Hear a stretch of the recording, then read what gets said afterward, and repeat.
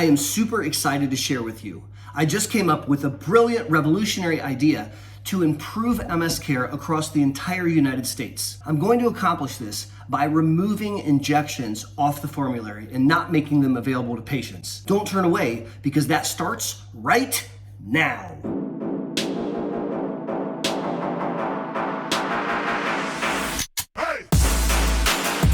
Howdy! Thanks for learning about MS with me, Aaron Boster. I'm the founder of the Boster Center for Multiple Sclerosis, where we care for families impacted by MS from around the globe. Both in the office and on telemedicine, we accept all major insurance carriers, and we're currently actively enrolling for clinical trials. Warning, if you are an old crotchety neurologist who still thinks that it's appropriate to prescribe a person with MS, particularly a newly diagnosed person, an injection, Copaxone or Avonex or Betacine or Rebif, you're not going to like this video very much. If you are a human living with MS who wants to live their very best life despite having MS, or if you're a family member of someone with MS and you care about that person, or if you're a caring new school neurologist who wants to provide the best for their patients, this is a video that I'm making for you. Here's the deal, guys. There are a lot of MS medicines currently available in 2021. In fact, there are 25 different formulations of MS medicines approved through the American FDA. We have a lot of choices. And we have noticed that over the years, as we've developed medicines, they're not all equal. Some medicines work better than others. And as it turns out, the first-line therapies, the injectable therapies that were created and first approved for MS in the early 90s, 1993, 95, 97, are amongst the weakest of the medicines. They're the least effective medicines. So I'm talking about brand names like Betacine, Rebif, Extavia, Avonex, Plegridy, Copaxone. These are the first-line injections.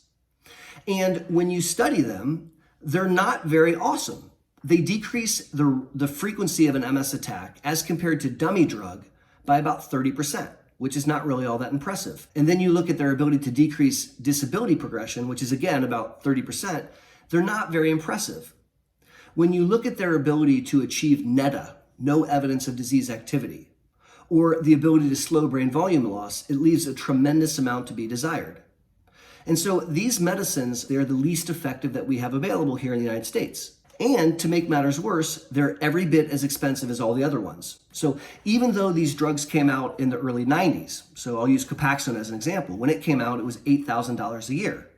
The same drug with the same low efficacy is now $100,000 a year in the United States, which is nonsensical. So the price has climbed steadily, but the efficacy has not. And for the same price, in fact, for a cheaper price, you can take a much more effective medicine, which has been proven to outperform that drug.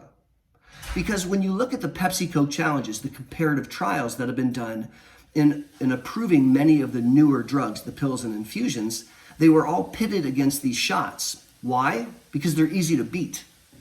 And these shots are just as expensive as these better pills and infusions. So again, why are we taking them? The side effect profile of the shots require monitoring for liver, and there have been cases of liver failure. There's monitoring for low white blood cell count, because this can happen rarely. And there are injection reactions, both with interferons and Copaxone. It's really interesting when you look at adherence, or like how well someone continues to take a medicine. When you study a giant group of people on interferons, and you look out 2 years into their taking that drug, only 40% take the drug the way they're supposed to.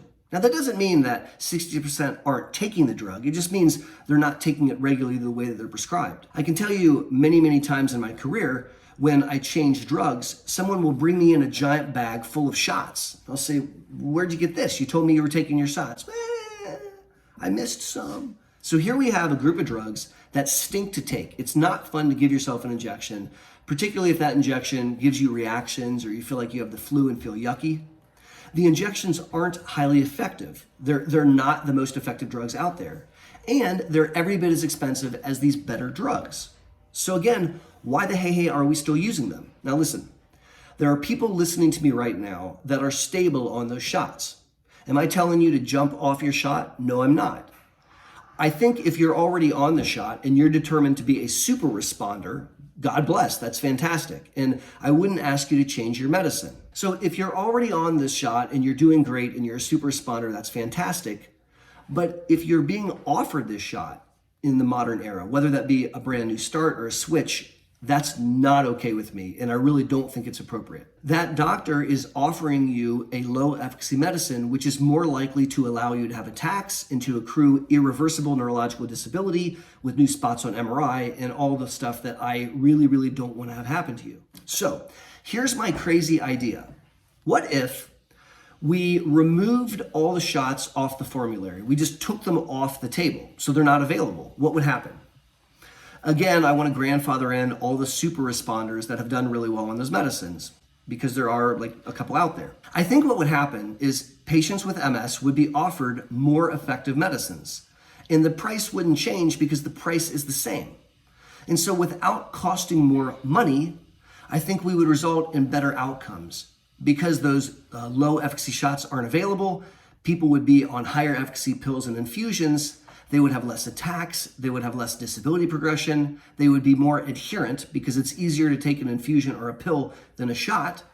And I think over time it would be awesome for the patient, for their family, and for society as a whole. So that's my crazy idea. I can't wait to hear from the haters who say horrible things, and I also can't wait to hear from thoughtful people that get where I'm coming from. So leave your comments in the section below, and I look forward to reading them. My name's Aaron Boster, and again, I want to thank you for learning about MS with me. I can't wait until the next time we talk. Maybe that be on another video, or if I do a live stream, or even better yet, would be to come visit me at the Boster Center for MS. Until that time, be safe, y'all, and take care.